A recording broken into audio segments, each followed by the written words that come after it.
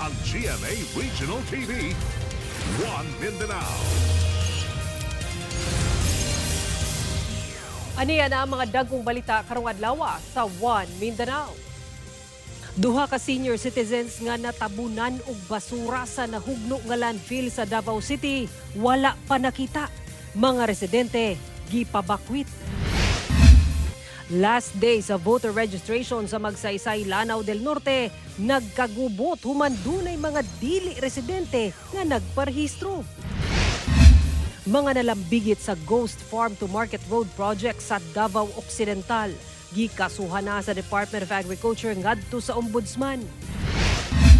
Guba og kulang nga classrooms. Padayong suliran sa mga tulungaan sumala sa DepEd Gensan. Laing unom ka 4-piece beneficiary sa Davao Region. Magbaton og condo unit ubos sa 4PH program sa Riverside, Kalinan sa Davao City. Og binuhing baka, napalgang sabdan ang tiyan human gingong natripan og gidunggab sa tukuran Zamboanga del Sur. Kini ang GMA Regional TV, One Mindanao. Mayong hapon, Mindanao. Ako si Sara Hilomen Velasco. Wala pa igkita hangtod karon ang duha ka senior citizens nga natabunan og basura dihang mibigay ang parte sa likod nga bahin sa Davao City Sanitary Landfill kagahapon. Atong sayro ng detalye niini sa live report ni Argil Relator. Argil? Sara, nagpabiling missing ang duha ka mga senior citizens human nga nahugno ang parte sa likod nga bahin sa sanitary landfill dinhi sa Purok 8, Barangay New Carmen, Tugbok District, Davao City. Diin usasab ka residente ang namatay human nga natabunan sa nahugno nga mga basura. Samtang ang mga residente nga namuyo doon sa lugar, gilayon sila nga gipabakwit sa mga otoridad. Sim, wala ni mo sim uy. Tayo, ginawa pa? Dughan bay dughan, ibuwan lang daw. Sige, bumay lang. Sige, bumay lang yun. Iguwa, wala kitaan. Dako, balay, wala. Umok na kayo. Tayo na. Sa kabaga sa midahili nga basura, mitumaw matud pa ang bandang Siko sa 31 anyos nga lalaking natabunan og basura. Busa nakalot dayon kini sa iyang mga silingan. Gitabang panila kini apan wala nay kinabuhi. Alauna Miyerkules sa hapon, dihang kalit lang nga midahili ang parte sa likod nga bahin sa sanitary landfill sa Purok 8, Barangay New Carmen sa Tugbok District, Davao City.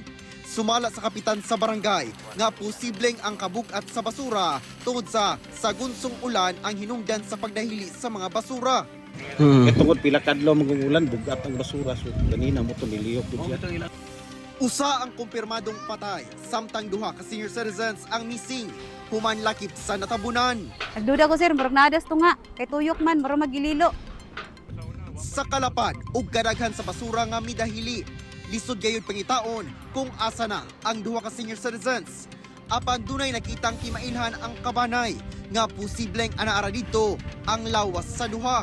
Kanilang istak, kaning kinayam nila o kaning iyahang payong kay kani siya ang istak niya tapad ra sa iyahang gipuy-an. So dako kay posibilidad nga naa sila diri napita. Ang amo nga nihangyo lang may nga matrabaho lang unta. Bahala unsa basta makuha lang namo ang ilahang patang lawas, papalastar namo siya. Nakagawas na sa ospital ang lalaking magsuon nga nasamdan dihang nadatugan sa parte sa ilang balay nga natabunan sa basura. Ni kalitrag ginaina yung kahoy katumba. Yan ni ito po yung sa likod sa kan. Buyan, tabangan ta na mo si nanay. Di kan man, ni kalit maggan, wala ni kaapas. Ang mangod na akong gitabangan kay naraman sa tapad. Pipilasab ka mga balay ang nangadanyos. Lakip kining bao-bao nga natabunan na og basura ang katunga. Alas 10 Huwebes sa buntag, gisubay na sa rescuers gikan sa CDRMO o BFP Special Rescue Force uban ang mga personahe sa DNR Environmental Management Bureau ang likod nga bahin sa landfill kung asa nahitabo ang pagdahili. Nagbalay-balay sab ang kapulisan aron pabakwito na ang mga residenteng namuyo dool sa landfill. iyahay og karga sa ilang mga gamit ang mga residente. Puduki gyud kay problema gani mig asa mi mo balhin na ni. Kay wa pud mi nga puro ra temporary na mong itampuyan. Pero adlok pud din karon. Adlok pud kayo. Di pud mi gusto mo balik pud mi dia. Madlok ni, delikado. Yung mga bata, naglisod gid ni. Sukad kagabi, temporaryong nagtiner ang mga residente sa Barangay Jean kung asa dunay gimuntar nga tents alang kanila. Sa pahayag gikan sa Davao City Information Office, ginaimbestigahan na ang maong hitabo. Nakikalayo na sab ang CSWDO sa mga apektadong pamilya alang sa hinanaling tabang alang kanila. Sara, kini ako katindukan karon mao kini ang Barangay Road nga nagbahin sa kining kasamtangan nato nga sanitary landfill kini sa Barangay New Carmen ug ang bag-ong ginatukod ng sanitary landfill kini sab nga dalan mo ginagian sa mga residente padulong sa ilang mga balay dito sa ubos. Sa karon gikordon na kini sa mga otoridad aron masiguro nga wala na yung mga residente nga makabalik pa sa ilang mga balay samtang nagapahigayon ang operasyon sa pagpangita sa duha pa ka mga missing nga mga senior citizen. Sara. Okay, daghang salamat, Argil Relator. Nagkagubot ang ulahing adlaw sa voter registration sa Magsaysay sa Lanao del Norte. Human matud pa dunay pipila ka mga residente nga buot magparehistro apan wala na nagpuyo sa maong lugar. Ang detalye sa report ni James Paulo Yap.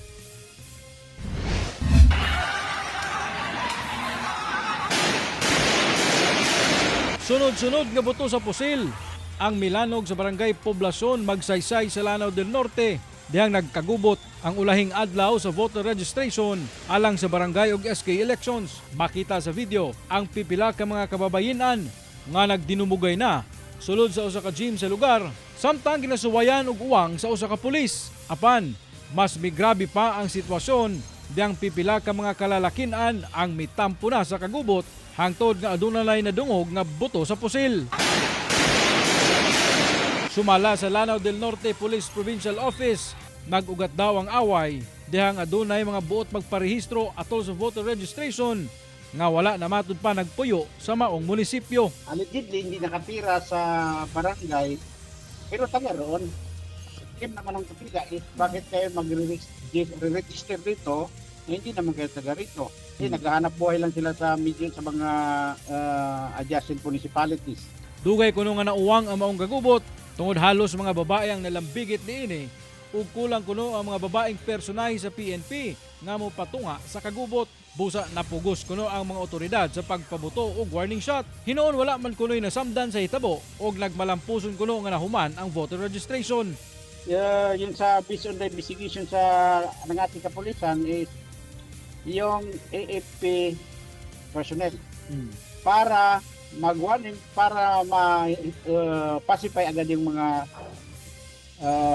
parties na involved sa komosyon. Ginasuwayan pa sa GMA Regional TV1 Mindanao nga makuha ang pahayag sa COMELEC Office Magsaysay, Lanao del Norte apan gisiguro sa kapulisan nga usa lang ka isolated incident ang nahitabong kagubot. Ako si James Paulo Yap, 1 Mindanao. Gikasuhan na ang 8 kagingong mga sospek sa pagpanulis sa usa ka jewelry shop sulod sa usa ka mall sa Davao City. Usa kanila nadakpa na sa kapulisan.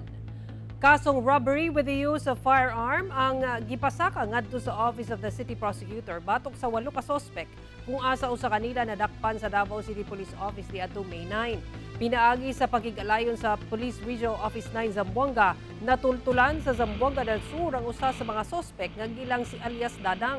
Ang nadakpang sospek lakip matud pa sa grupo nga nanuli sa pawn shop sa Ilustre Street sa miaging tuig, busa gisilbi kaniya ang warrant of arrest. Sumala sa kapulisan, nailan matud pa ang mga sospek base sa mga witness ug mga kuha sa CCTV atol sa insidente ug sa mga lugar kung asa sila nag-check-in una nahitabo ang pagpanulis.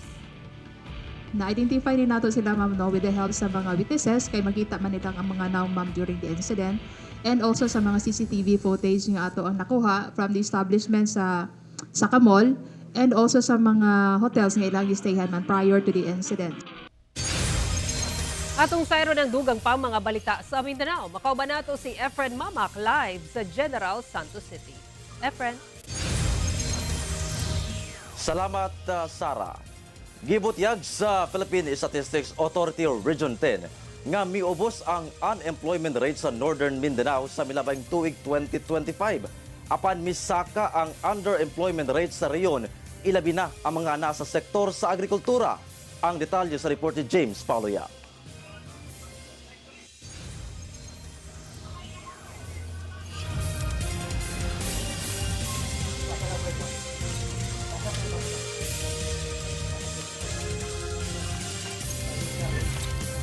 Sa pinakaulahing labor force survey nga gipagula sa Philippine Statistics Authority kon PSA, namatikdan ang pag-ubos sa unemployment rate sa reyon gikan sa 91,000 ka mga individual nga walay trabaho sa tuig 2024, miubos kini ngadto sa 87,000 individual sa tuig 2025.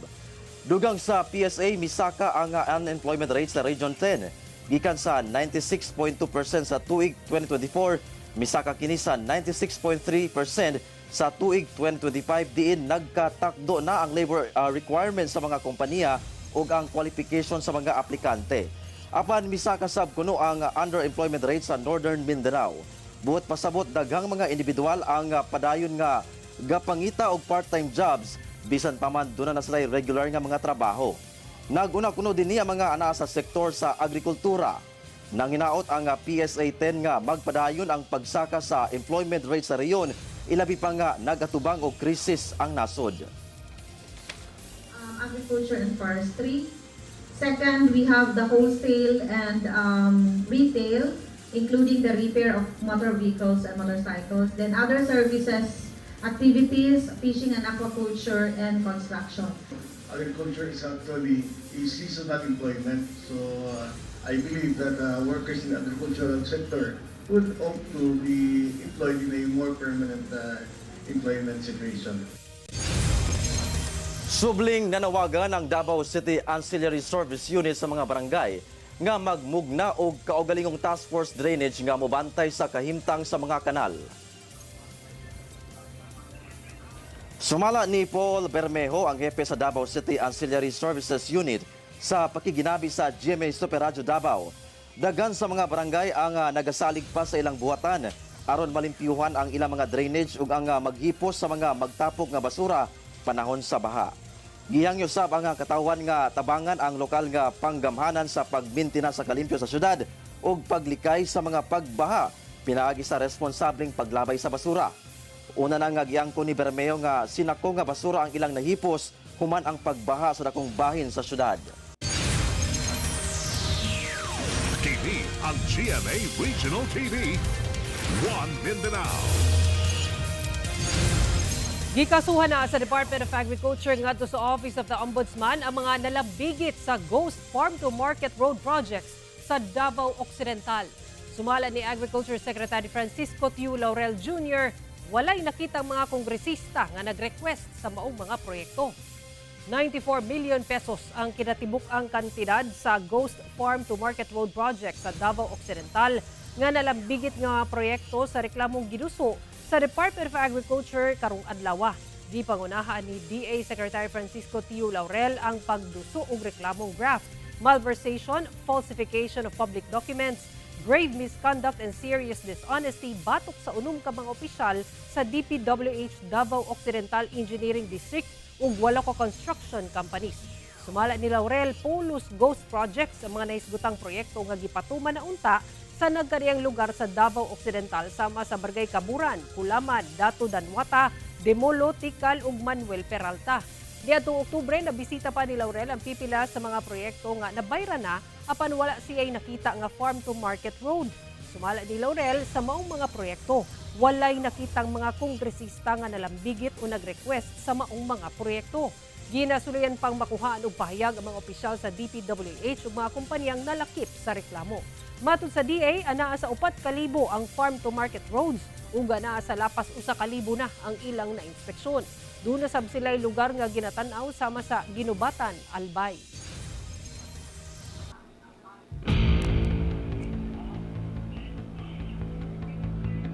Tabilang mga kapuso, sensitibo ang musunod nga balita.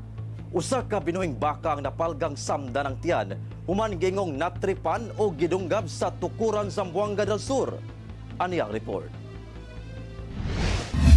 Nag-agas-agas na kuno ang kinaon ni ining inatimang baka tungod sa dakong samad sa tiyan diyang naatlan sa mga nagtugway ni ini sa usa ka umahan sa barangay Santo Rosario, Tukuran, Zamboanga del Sur pasado alas 3 Martes sa hapon. Nasuta ang maong samad, human na matikdan nga naglubog na lang kini sa ilalom sa punuan sa Kaymito. Ang maong hayop nga posibleng mo kantidad og 40,000 pesos daling gibaligya sa presyo nga 18,000 pesos. Matud sa tagiya, wala kuno'y nakakita sa nagdunggab sa maong mananap, posibleng natripan daw kini. Ito katiman sa ko papa, ipainom feeds. Siguro nasuya ang tao ato sir. Wala yung mahimong. Mauna iginana niya ang baka. Nasuta sab nga dili kini ang unang higayon nga dunay nahitabo nga susamang insidente sa maong lugar. Nag-coordinate sa barangay officials kay daghan na po dahil na nahitabo diya sir, mga kasilinganan na mo ba nga namuhi po diya sa hayupan, pero naghilom lang sila, siguro maulaw. Kauban si Gary Balantay, Efren Mamak, One Mindanao. Giawhag sa Department of Education ang mga ginikanan o ubang stakeholders nga musalmot sa ipaygayong Brigada Eskwela karong Hunyo. No collection policy ipatuman. Samtang mga guba o kulang nga classrooms, padayong problema sa buhatan. Anyang report. Magsugod na ang Brigada Eskwela nga dungan sab sa school enrollment alang sa school year 2026-2027 karong unang semana sa Hunyo sumala sa Department of Education sa General Santos City. Ang Jose Lansang Elementary School sa Barangay Lagaw gipangandaman na ang maong aktibidad aron dunay mas hanay, limpyo ug luwas nga school facility alang sa mga learner. Busa giawhag niini ang mga ginikanan ug ubang stakeholders nga mosalmot pinaagi sa physical labor sama sa painting ug carpentry, material donation sama sa pintal ug cleaning supplies, service support sama sa paghatag og snacks ug tubig sa mga volunteers, lakip technical o pro bono sama sa printing materials. Siyempre kana voluntaryo na mo ang ginahangyo sa ilaha. Dili na siya dili siya compulsory. Sa ila lang gugma. We'd like also to inform the public na ang teachers are not allowed to collect or to receive cash donations during Brigada Eskwela and even during the enrollment period. Samtang aminado ang mong tunghaan nga magpatuman na sab kini og shifting classes alang sa gibana-bana ang halos 700 ka enrollees. Doon namang duha ka makeshift classrooms ang dili sa ipagamit gumikan kay guba na kaayo. Ang laing 2-story building nga dunay 8 classrooms, mag-upat ka tuig nang ginatukod, wala pagayud mahuman. Or dugay-dugay na gini siya gihimo or gitukod, pero hangtod karon pa nahuman. Dili man nato sila pwedeng ibutang sa ilalim lang sa mga punuan, pero although education, learning happens everywhere naman. Pero mas nindot gyud nga naa sila naka-confine sa sulod sa classroom. Sumala sa DepEd, kapinto nga sa 118 ka mga tungaan sa Gensan, dunay damages nga posibleng gumikan sa kadugayon ug epekto sa milabay nga mga linog. Boss, na nakita na natin, nasa 50 to 70% of our buildings kailangan talaga ng repairs, dilapidated, or kailangan ng improvement. Hinoon ang mga problema, lakip kakulangan sa classrooms ang napaabot na sa gobyerno. Kauban si Gary Balantay ug Bong Vicencio, Efren Mamak, One Mindanao. Mga kapuso, doon ay bagong low pressure area sa sulod sa Philippine Area of Responsibility nga naadapit sa Mindanao. Ulahing nasiplatan ang maong LPA sa 890 km sidlakan sa southeastern Mindanao. Hinuon ubos ang tsansa nini nga mahimong bagyo sa mosunod nga 24 oras sumala sa pag-asa. Sa Luzon ug Visayas, padayon ang epekto sa easterlies o ang init nga hangin gikan sa dagat Pasipiko nga posible sab magpaulan sa pipila ka lugar. Sa Mindanao, localized thunderstorms ang magdala og pag-ulan sa isla. Base sa datos sa Metro Weather, taas ang tsansa sa halapad nga pag-ulan sa halos tibuok Mindanao. Busa pa daing mag-igmat sa posibleng pagbaha o landslide, mga kapuso. Gituki karon sa nagkariang ahensya ug institusyon ang paagi aron batukan ang krisis sa reading literacy sa probinsya sa Sarangani, human nalakip kini sa top 10 division nga dunay highest percentage of struggling readers o mga learner nga naglisod sa pagbasa. Kapobrehon, nag-una matod pa nga hinungdan niini. Ani report.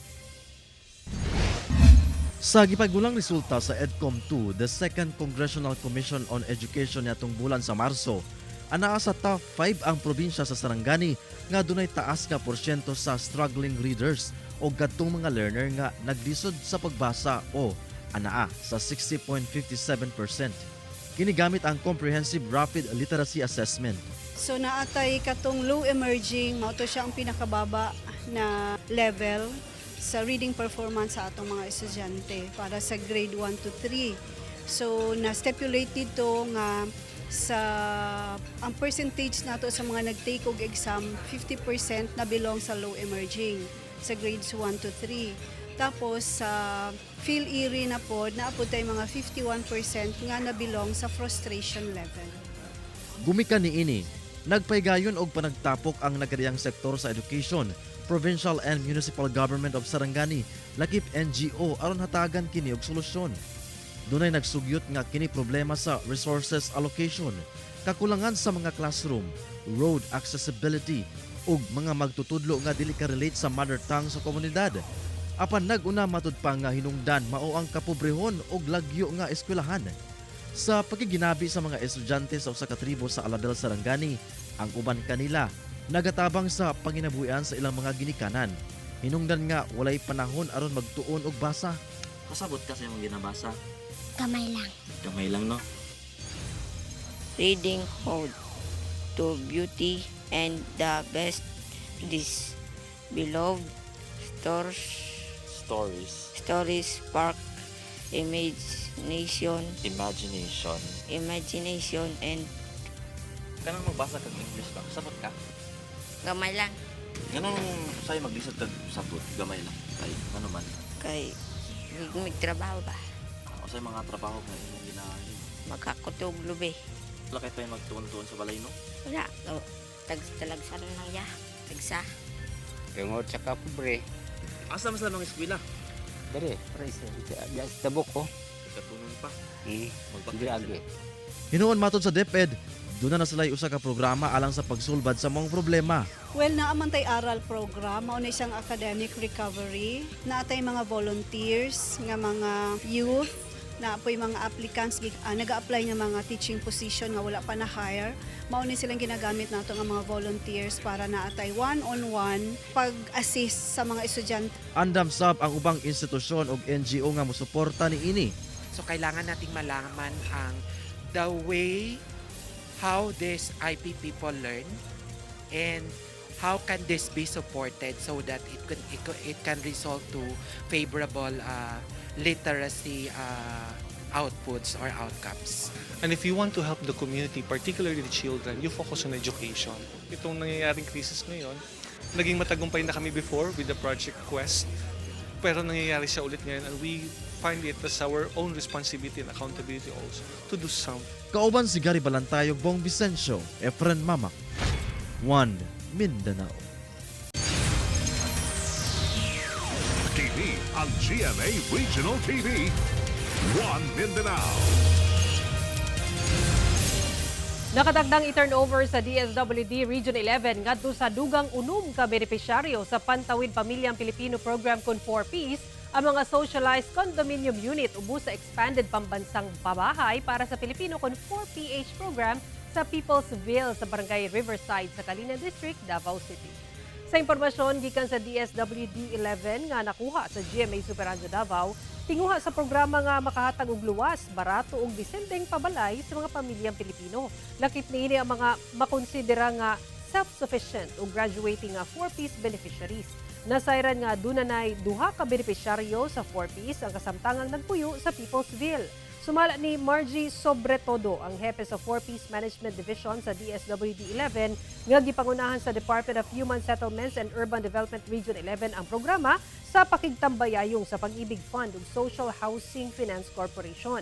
Una na sabgi klaro sa ehensya nga abli alang sa tanan ang programa. Din lakip sa requisitos nga miyembro sa Pag-ibig, first-time property owner ug dunay 11 hangtod 15,000 pesos nga sweldo matag bulan. Ubusab sa programa, ang unit dunay 28 square meters nga floor area nga dunay usa ka kwarto ug kasilyas. Makita na pag-usab ang award-winning film sa GMA Pictures nga mao ang Muruami. Samtang nagpakitang gilas ang mga cast sa upcoming GMA series nga Task Force Firewall sa ilang fighting stunts. Ani report. Subling makita sa big screen sa June 3 ang obra sa National Artists for Film and Broadcast Arts nga sila Marilo Diaz Abaya ug Ricky Lee nga mao ang Muro Ami. Sa special screening sa remastered ug digitally restored film, nagka-instant reunion ang cast ug creatives nga napa-reminisce sa ilang shooting days sa Bohol. Present sa screening sa Muro Ami ang pipila ka Kapuso executives sa pagpanguna ni GMA Senior Vice President for Public Affairs ug Executive Vice President for GMA Pictures, Nessa Valdelion. Ang Muro Ami, usa ka pamaagi sa pagpanagat nga mogamit og mga bato o bakal sa pagpukpok sa coral reef aron mugawas ang mga isda. Ginadakop ang mga mabulabog nga isda ug uban pang mananap sa dagat gamit ang dako nga pukot. Sumala sa cast, maayo nga subling ipagawas ang pelikula aron makita sa bag-ong henerasyon ilabi na nga ginahisgutan ini ang mga isyu sa komunidad. Samtang, ready nang makigbakbakan ang cast members sa upcoming Kapuso action series nga Task Force Firewall. In character ang pipila kanila dihang nagdemo sa ilang fighting stunts sa MediaCon. Full support ang cast members sa MediaCon. Bida diha sila Kylie Padilla, Jack Roberto, Buboy Villar, Kailin Alcantara ug Miguel Tan Felix. Gisaysay nila ang matag misyon sa ilang mga karakter.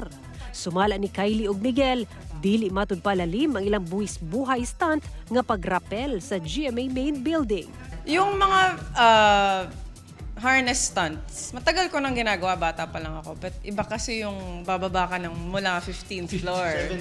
17th. So, iba yung kaba nun. Nakakatakot talaga, hindi siya birong stunt.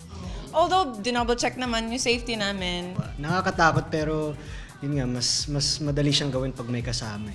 So, na-enjoy ko rin naman. And kami ni Kylie kasi gagawin naman namin lahat kahit mahirap para sa show. At tangi ang Task Force Firewall sa Lunes, May 25 sa GMA Prime. Sara Hilomen Velasco, 1 Mindanao. Mamahimo ninyo makita kini nga episode pag-usab ug pang lokal nga balita pinaagi sa pagbisita sa official website sa GMA Regional TV o bisitahan ang among official YouTube channel o gi-click ang subscribe button para sa pinakauling balita sa mga rehiyon. Ug mao kato ang mga uling balita sa Mindanao karong adlaw. Daghang salamat sa atong mga kapuso sa Mindanao nga nagalantaw kanamo ug sa atong mga kapuso abroad. Kami ang GMA Regional TV 1 Mindanao. Walay ginapigan, walay giprotektahan, kaniadto ug karon serbisyong tinuod lang.